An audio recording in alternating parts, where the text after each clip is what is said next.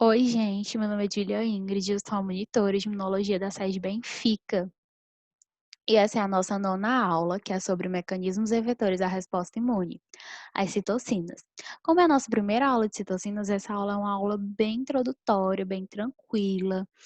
Basicamente, vocês vão saber o que são as citocinas, quais as propriedades dessa citocina, a fisiologia das citocinas, como elas podem ser classificadas, e a gente ainda traz algumas nomenclaturas que vocês vão achar relacionadas à citocina em algumas literaturas.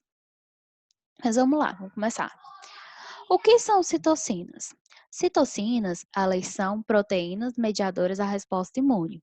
Basicamente, são maneiras de expressão e estímulo entre os produtos celulares. Essas maneiras de expressão e estímulo estabelecem uma comunicação entre esses produtos celulares. E como eu disse, elas dependem de uma resposta imune, elas dependem de uma resposta imune ativa, que pode ser tanto inata como adquirida. A resposta à citocina, ela tem o objetivo primordial de intensificar aquele processo inflamatório e de efetivar a minha resposta imune, pois elas são secretadas, elas são liberadas em momentos cruciais dessa resposta. Como é que eu posso classificar essas citocinas? Essas citocinas, elas podem ser classificadas mediante ao local, como é que elas agem, e mediante ao tipo de resposta em que elas agem. Classificando o tipo local, elas podem ser autócrinas, parácrinas ou endócrinas. Quando a gente estava lá na fisiologia, se eu não me engano, a gente escutou um termo chamado justácrina, mas a maioria das literaturas trazem endócrina. Vamos lá. As citocinas autócrinas, elas vão ser citocinas que vão ser liberadas por células e vão agir nas mesmas células. As citocinas, elas são liberadas, as células possuem receptores para essas citocinas e elas agem nas mesmas células. As citocinas parácrinas, elas vão ser os compostos que vão ser soltos pelas células e vão agir em células próximas. Ou seja, um exemplo, eu tenho o meu neutrófilo e o meu macrófago. O meu neutrófilo, ele libera citocinas e para o meu macrófago que contém receptores para aquelas citocinas, sendo que os dois estão próximos. E eu também tenho citocinas endócrinas, que são os compostos que eles vão atuar em células mais distantes. Como assim? Utilizando esse exemplo do neutrófilo e do meu macrófago, vamos para outro. O meu neutrófilo libera citocinas.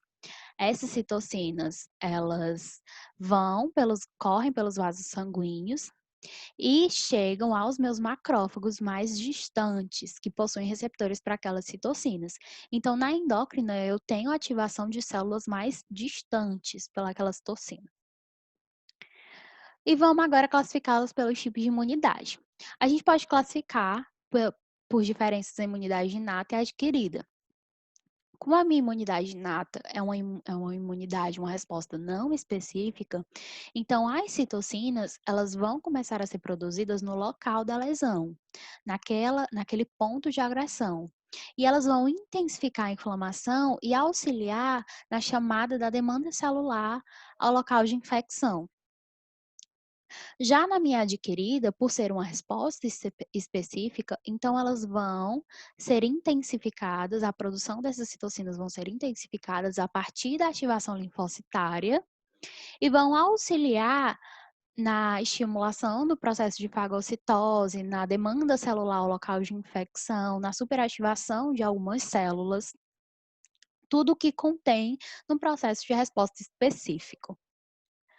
Falando agora da fisiologia dessas minhas citocinas, vocês têm que entender que as citocinas, elas são compostos que eles são produzidos, eles não são armazenados.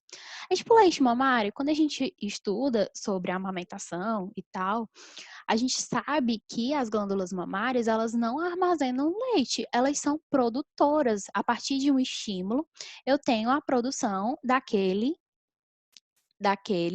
produto, do leite. E assim também são as minhas citocinas. A partir de um estímulo, eu tenho um estímulo receptor ligante nas minhas células, eu tenho a ativação e diferenciações químicas do meu RNA e eu tenho, então, a produção, o início de produção das minhas citocinas. Então, elas não vão ser armazenadas, elas vão ser produzidas e secretadas, mas tem uma coisa, as citocinas, elas são autolimitadas. Elas têm um curto período de tempo. E mediante esse curto período de tempo, se eu ficar estimulando ainda mais o aparecimento daquela citocina, como ela interfere no meu comportamento celular, eu vou ter um desequilíbrio celular.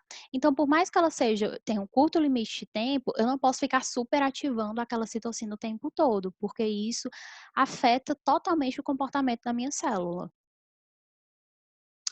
Falando sobre propriedades de citocinas, as citocinas, elas têm 4 propriedades que vocês têm que entender, porque é muito importante para tudo de citocinas que vocês vão estudar no final do semestre, até o final do semestre.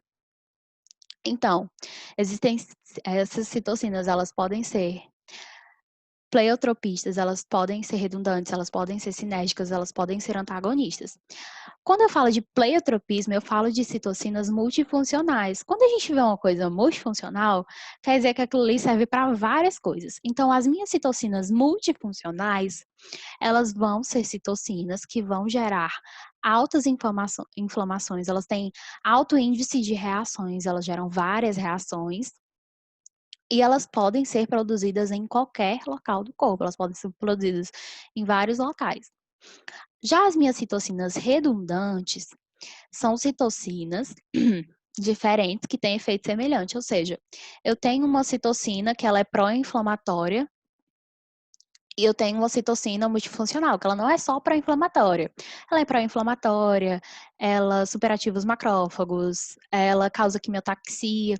Então, tanto como, por mais que elas sejam diferentes, elas têm efeitos iguais ou parecidos.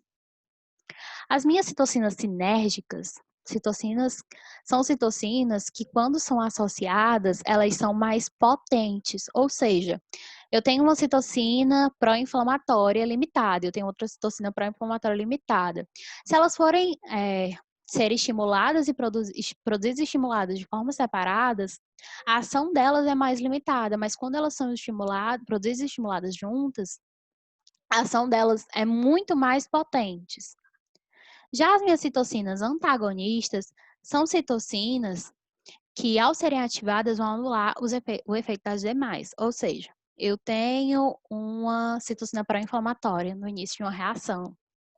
Essa citocina pró-inflamatória vai intensificar a minha inflamação, óbvio.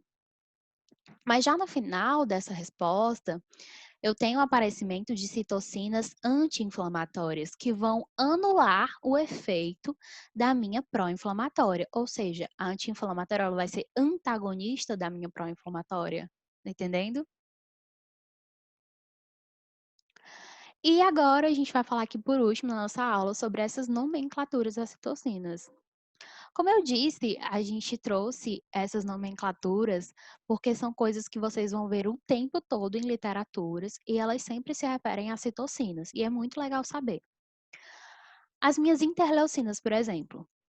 As interleucinas, quando vocês verem em literaturas, vocês vão entender logo que são sempre as citocinas que são produzidas por leucócitos.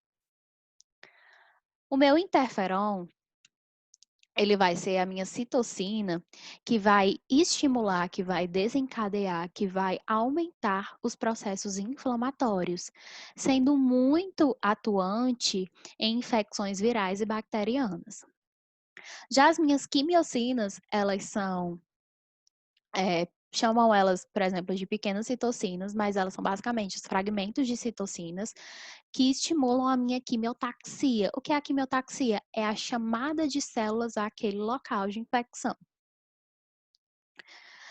Já o meu fator de necrose tecidual, o TNF, vocês podem também ver em algumas literaturas ele sendo classificado como fator de necrose tumoral, que não é mais assim, agora é fator de necrose tecidual mesmo. O fator de necrose tecidual, eles vão ser citocinas que vão estimular a apoptose celular. A minha eritropoetina vai ser o fator de crescimento hematopoético. Ou seja, essa citocina, quando ela é liberada, ela vai estimular a minha medula óssea a produzir ainda mais as minhas células. Quando eu tenho um processo infeccioso, e eu preciso de mais células para atacar aquele antígeno, eu preciso de mais células circulantes. Então, essa eritropoetina ela vai ser primordial para que eu tenha o estímulo dessa medula óssea e a produção dessas células. E o meu fator de transformação de crescimento, meu TGF. O meu TGF, ele já diz o que é que ele faz, né? O fator de transformação de crescimento. Ele vai estimular o processo de maturação celular. Quando eu tenho esse processo infeccioso, eu não posso esperar uma célula passar por todas as fases de maturação. E essa citocina, ela vai devidamente estimular para que essa célula passe por esse fator de crescimento muito mais rápido. Gente, é isso. Essa é a nossa aula sobre citocinas. Como eu disse, é uma aula super introdutória, super simples, super prática. Não tem dificuldades nessa aula. Nas próximas aulas, vocês vão ter mais contato com algumas citocinas bem mais específicas da nossa resposta imune. E é isso, gente. Muito obrigada pela presença de vocês. Essas são as minhas referências, que também são as referências do plano de ensino de vocês. Muito obrigada.